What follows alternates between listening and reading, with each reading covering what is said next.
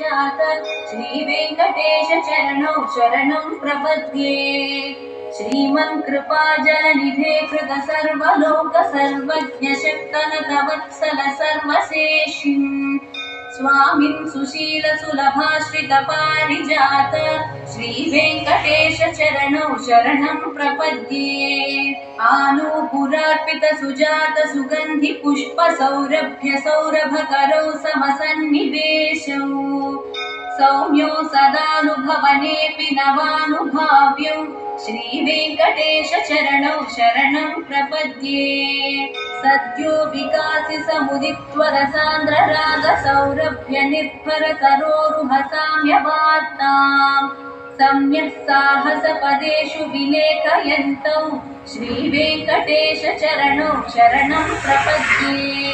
लेखामयध्वज सुधाकलशातपत्र वज्राङ्कुशाम्बुरुह कल्पकशङ्खचक्रैः भव्यैरलङ्कृतदलौ परतत्त्वचिह्नैः श्रीवेङ्कटेश चरणौ शरणं प्रपद्ये। ताम्रोदरद्युति पराजित पद्मरागौ बाह्यैर्महोभिरभिभूत महेन्द्रनीलौ उद्यन्नघांशुभिरुदस्त शशाङ्कभासौ श्रीवेङ्कटेश चरणौ शरणं प्रपद्ये।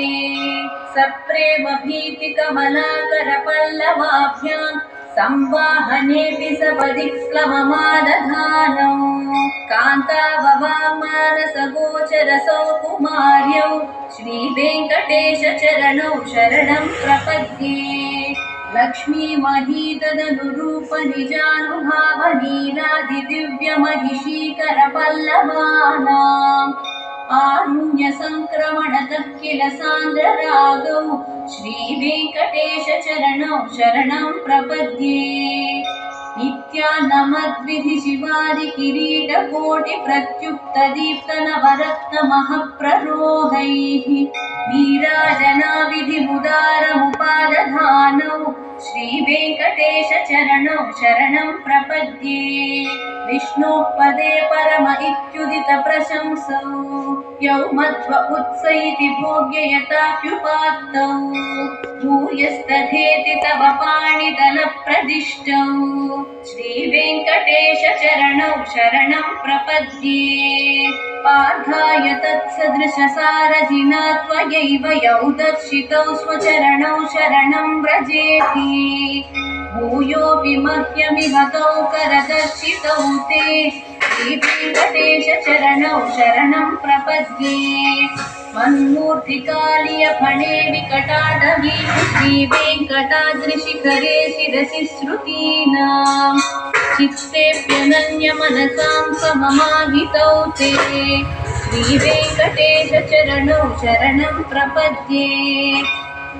अम्लानहृष्यदवनीतलतीर्णपुष्पौ श्रीवेङ्कटाद्रिशिखराभरणायमानौ आनन्दिताखिल मनोनयनौ तवैतौ श्रीवेङ्कटेश चरणौ शरणं प्रपद्ये। प्रायः प्रपन्नजनता प्रथमावगाह्यौ मातुः स्तनाविव शिशोरमृतायमानौ प्राप्तौ परस्परतुलामतुलान्तरौ ते श्रीवेङ्कटेश चरणौ शरणं प्रपद्ये। सत्त्वोत्तरैस्ततत सेव्य पदाम्बुजेन संसारतारकदयाद्रदृगञ्चलेन सौम्योपयन्त्रमुनिना मम दर्शितौ ते श्रीवेङ्कटेश चरणौ शरणं प्रपद्ये। सत्त्वोत्तरैस्ततत सेव्य पदाम्बुजेन संसारतारकदयाद्रदृगञ्चलेन सौम्योपयन्त्रमुनिना मम दर्शितौ ते श्रीवेङ्कटेश चरणौ शरणं प्रपद्ये। श्रीशश्रिया घटिकया त्वदुपायभावे प्राप्ये त्वयि स्वयमुपेयतया स्फुरन्त्या नित्याश्रिताय निरवध्य गुणाय तुभ्यं स्यां किङ्करो वृषगिरीश न जातु मह्यम्। श्रीशश्रिया घटिकया त्वदुपायभावे प्राप्ये त्वयि स्वयमुपेयतया स्फुरन्त्या नित्याश्रिताय निरवध्य गुणाय तुभ्यम् स्यां किं करो वृषगिरीश न जातु मह्यम्।